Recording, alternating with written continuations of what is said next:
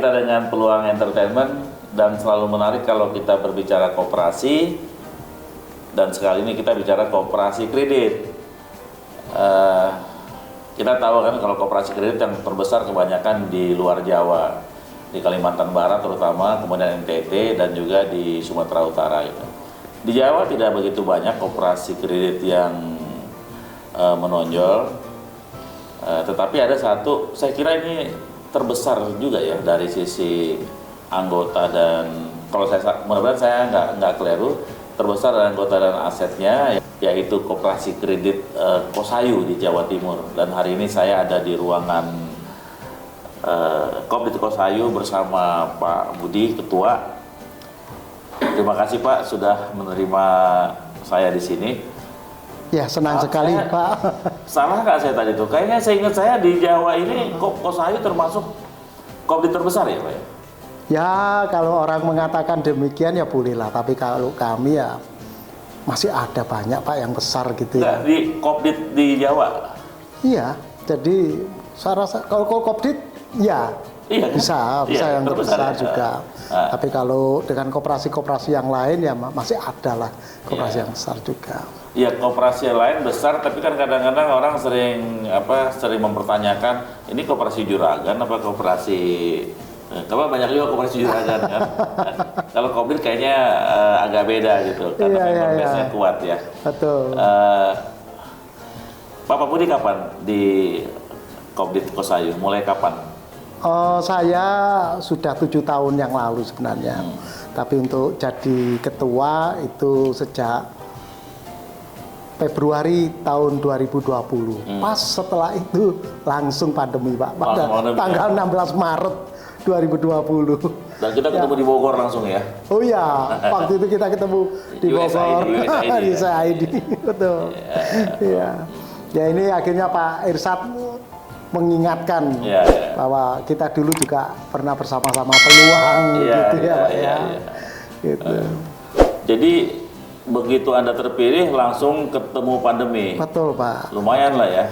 Ya memang saya harus kerja keras dengan pengurus yang lain bersama-sama manajemen karena siapa yang mau situasi yang seperti ini jadi pengurus, kita nggak terduga, tapi ini sudah menjadi amanat dari anggota, ya kita harus laksanakan bagaimana supaya koperasi kredit Kosayu ini eksis dan anggota tetap mendapatkan manfaat meskipun dilanda pandemi. Anggota kita berapa Pak?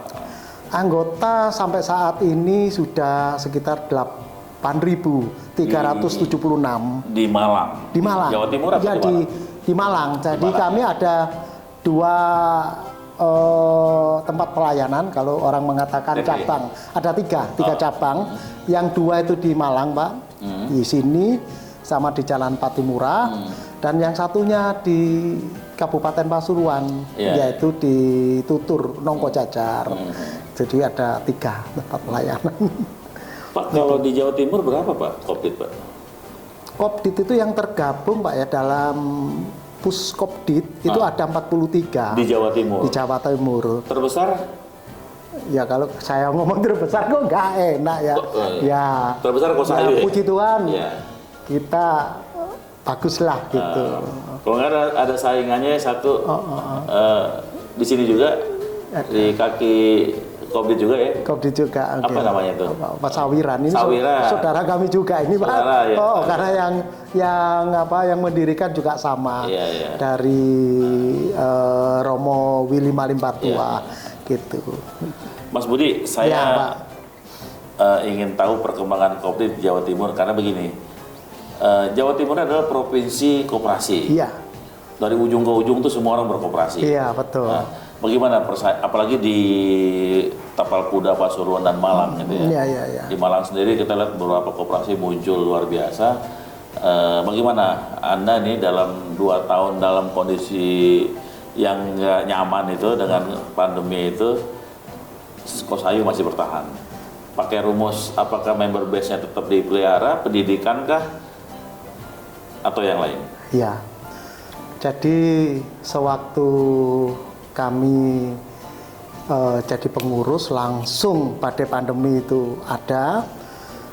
Langsung Pak kami itu mengadakan pertemuan dengan pengurus untuk menghadapi kira-kira apa yang akan kita lakukan. Yang pertama kita membuat semacam pola kebijaksanaan yang intinya bagaimana satu anggota ini yang kena dampak itu bisa tetap memenuhi kewajibannya, itu satu.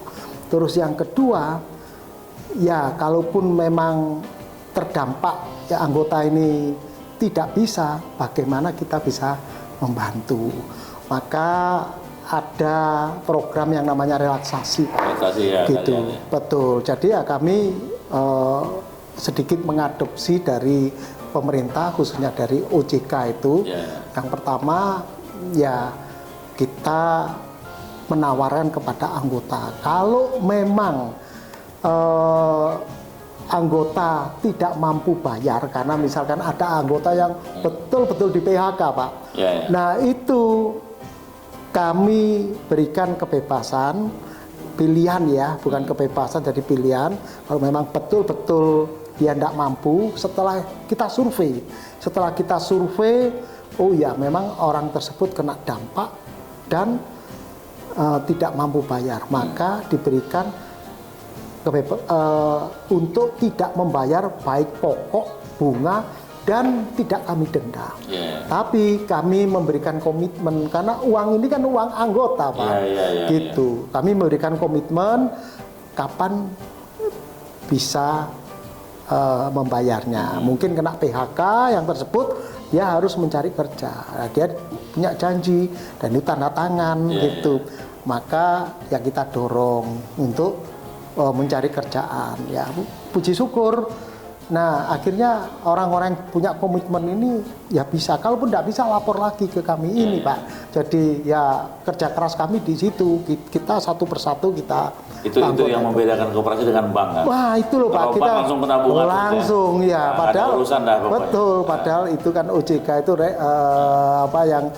itu kan kami adopsi tapi kita sesuaikan dengan koperasi gitu Pak ya. Terus yang kedua Pak, jadi ternyata orang tersebut ada yang bekerja tapi kena dampak yang begitu. Tunggu dulu Pak, dari 8.000 anggota Kopdit Kosayu ini mayoritas karyawan ya? Karyawan kebanyakan. Jadi ini koperasi perkotaan Mas? Perkotaan, tetapi ada yang di wilayah Tutur Pak, itu yang juga petani pun juga kena dampak loh Pak. Iya betul. Itu saya ingat itu pada waktu itu hotel-hotel itu kan tutup. Nah mereka kan petani kirim baik itu bunga maupun sayur yang dikirim ke hotel itu kena dampak. Jadi tidak hanya perkotaan saja, jadi anggota kami yang di wilayah pedesaan juga sangat kena dampak juga. Tapi anggota menurun apa stabil atau malah meningkat? Stabil Pak, karena apa? Kami juga banyak yang mendaftar ke kami, terutama ya generasi muda. Tetapi ada yang betul-betul yang memang tidak bisa. Sebenarnya kami mau membantu, tetapi mereka terpaksa harus keluar karena masalah perekonomian. Padahal kan kita maunya bantu, ada solusi. Tetapi orang memilih akhirnya lebih baik saya ambil saham dengan cara keluar. Nah ini sebenarnya tidak kita kendaki. Tapi ada yang seperti itu. Tapi jarang sekali. Sehingga ya ada yang daftar juga gitu. Yang baru gitu. Ya cukup stabil lah Pak gitu. Stabil ya. Karena kalau Kopdit itu kan koperasi yang didirikan melalui pendidikan, dikembangkan melalui pendidikan, dan diawasi juga melalui pendidikan. Dan artinya tergantung dari pendidikan. Anggota itu terus secara kontinu mengikuti pelatihan-pelatihan berkoperasi ya. Dan ini kan selling point-nya CU, Kredit Union. CU dulu, sekarang karena sesuai dengan pemerintah bikin Kopdit katanya. Kopdit KSP sekarang. Namanya jadi lucu, Kopdit CU. Iya. Jadi memang dalam birokrasi logika nggak main. Gitu. Nggak peduli dia, yang penting sama. Gitu. Jadi kalau pendidikan apa aja Pak untuk anggota kita? Jadi awal pandemi Pak ya, karena tidak bisa kita tatap muka, ya otomatis kami mengadakan pendidikan online. Ya, pendidikan sebagai syarat untuk menjadi anggota koperasi. Sebelum betul-betul menjadi anggota kan ada calon anggota, misalnya 3 bulan Pak ya. 3 bulan. Nah itu lewat kursus dasar, gitu online Pak akhirnya, gitu. Tetapi saat ini ya kita mulai lagi harus tatap muka begitu. Nah itu karena ya seperti yang dikatakan Pak Irsa tadi, kita ini kan dimulai dari pendidikan, dikembangkan oleh pendidikan, diawasi pendidikan, tergantung pendidikan, gitu Pak. Jadi ya memang ada online ya gitu. Dan yang dihidupkan manusianya ya, Betul, bukan duitnya ya. betul. Karena apa? Ya waktu pandemi dengan adanya ini anggota kami, saya bersyukur punya anggota yang boleh dikatakan ini sharing ya Pak ya. Anggota yang apa boleh dikatakan sudah pernah mendapatkan pendidikan perkoperasian gitu. Jadi pada waktu pandemi mereka datang ke sini, bagaimana baiknya. Mereka ngerti bahwa duit ini bukan milik perorangan, tapi milik anggota yang lain. Oke Pak Budi, kalau kita lihat ke belakang kan memang mengharu biru lah pandemi itu. Tetapi kan kini tahun 2022 ke depan dan 2023 yang sedang kita hadapi ini, prediksi ekonomi Indonesia membaik. IMF, lembaga OCBC ya, semua dan lembaga keuangan internasional mengatakan prediksinya ekonomi Indonesia membaik. Kalaupun terjadi penurunan itu nggak kurang dari 5%. Tentunya ini menggembirakan gitu loh, menggembirakan di tengah negara lain resesi. Nah sekarang dengan prediksi yang membaik ini, apa yang disiapkan Kosayu ke depan? Baik ya Pak. Tadi memang Kosayu ini kan koperasi kredit, yang utamanya itu kan kami ingin anggota itu sejahtera. Anggota. Nah, dan kami optimis Pak. Pada waktu itu kan ya seperti yang disebutkan Pak Irsyad, baik itu IMF, OCBC mengatakan bahwa tahun 2023 itu gelap, tetapi kan untuk Indonesia kan tidak, begitu. Jadi kami mempersiapkan juga untuk anggota kami. Jadi dengan cara kalau yang lainnya itu suku bunga dinaikkan, kami malah menurunkan suku bunga. Betul. Supaya apa? Anggota ini memiliki daya untuk membangun kembali usahanya. Nah, usaha ini kan butuh modal, siapa lagi kalau bukan kita yang membantu permodalan anggota. Oh berarti anggota yang di masalah perkotaan itu rata-rata pedagang-pedagang gitu ya? Ya bisa pedagang, bahkan ada yang pengusaha juga, tapi rata-rata karyawan memang. Karyawan ya? Betul, karyawan. Nah ya karyawan ini kebanyakan kalau memang karyawan itu kan dipakai biasanya untuk pembelian perumahan, membantu mereka, tetapi kan banyak juga yang pedagang atau ya ada juga pengusaha perumahan. Nah, ini kan bagus Pak, kalau memang suku bunga itu kita turunkan, kita mengambil kesempatan yang beda, gitu. Jadi setidaknya bisa dipakai untuk menjatakan anggota, supaya apa? Mereka mau mengembangkan usaha melalui peminjaman di koperasi ini. Harga bensinnya bisa turun ya nggak ya? Oh iya, Lego. Ada yang lain Bapak ingin sampaikan mengenai Kosayu dan harapan-harapan ke depan kepada anggota Bapak? Baik, harapan kami terutama kepada anggota Kopdit Kosayu, yaitu yang pertama bahwa terutama anggota yang masih belum banyak untuk berinteraksi dengan kami. Satu, ini adalah aset yang dimiliki anggota, bukan yang dimiliki oleh segelintir orang seperti pengurus, pengawas, atau karyawan, tidak. Maka anggota silakan kami berikan keleluasan untuk memberikan ya semacam usulan atau mengajukan pendidikan apa yang diperlukan oleh anggota. Misalkan kalau ada anggota di daerah tutur yang kebanyakan itu adalah petani, silakan untuk berkelompok apa yang diperlukan. Misalkan pendidikan untuk membuat pupuk gitu, pupuk secara organik. Nah ini kan baik. Nah sementara pupuk yang pupuk kimia itu kan sulit.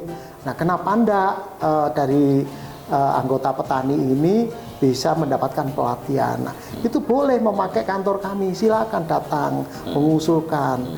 Terus yang kedua, banyak juga dari anggota Kopdit Kosayu yang juga pedagang, entah itu pedagang kue, makanan, dan lain sebagainya. Silakan datang. Kami sekelompok orang, misalkan boleh 5 orang, 10 orang untuk diberikan pelatihan.